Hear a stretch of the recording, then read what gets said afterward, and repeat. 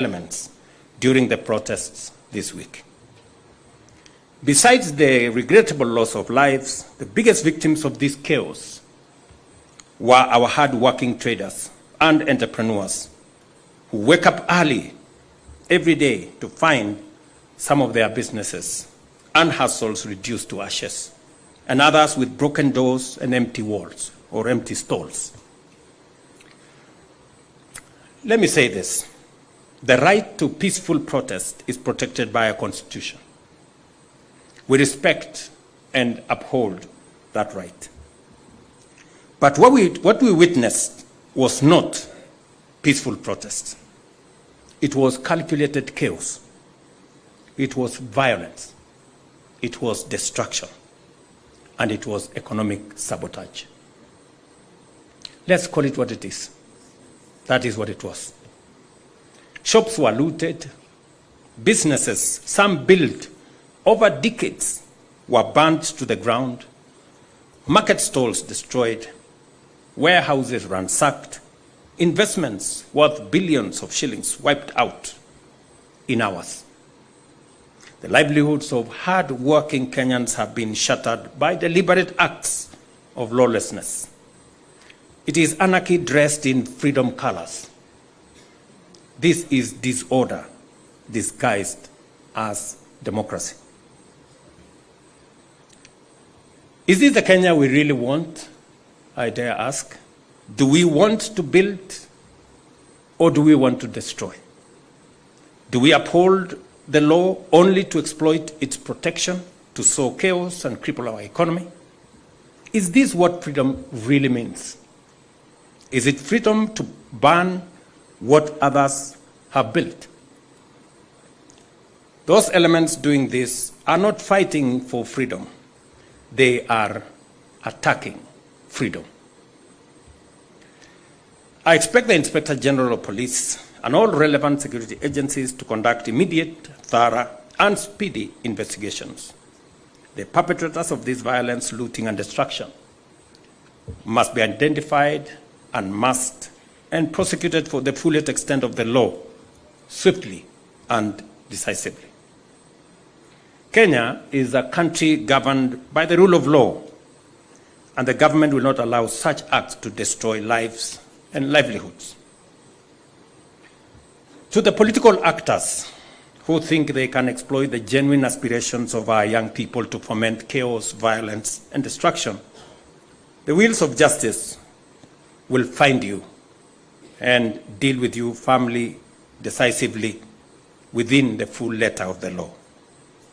For those who want power, the Constitution is clear. Elections will come. Formulate a better plan. Convince the people of Kenya. Win fairly. That is how change happens in a democracy.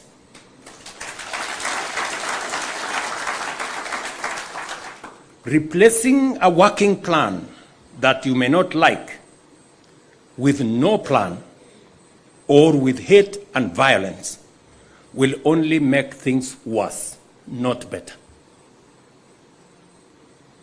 And let me say this for the avoidance of any doubt. I know many families are hurting because they have lost loved ones. I know many families are hurting because they have lost life savings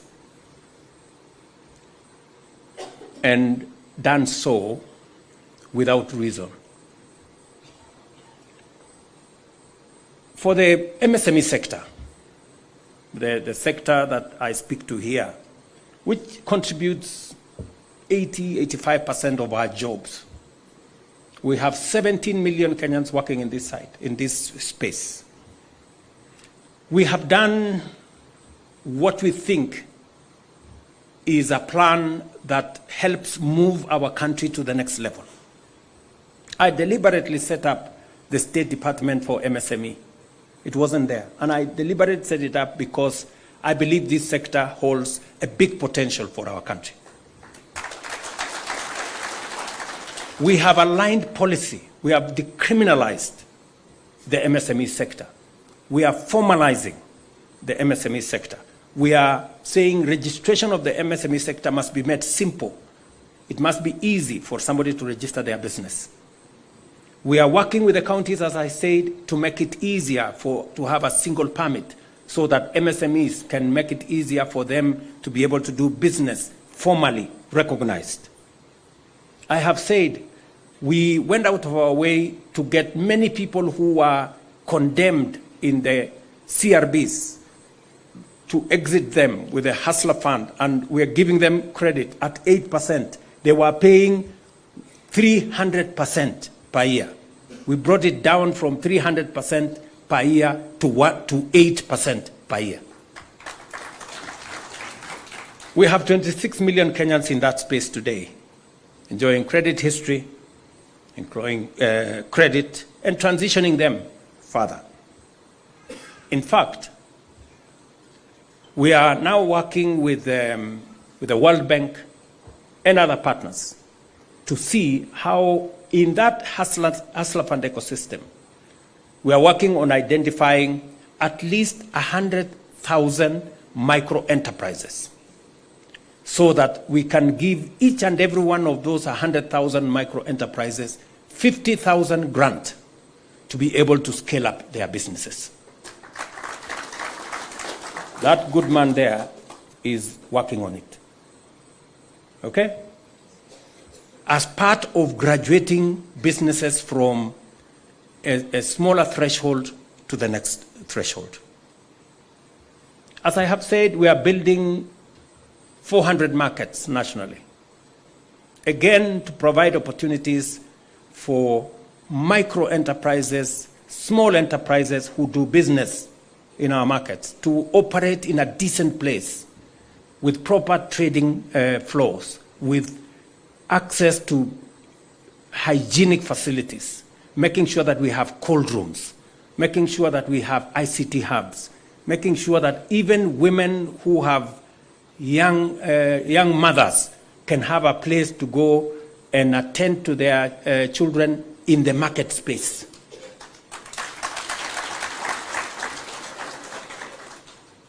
We are, as I said,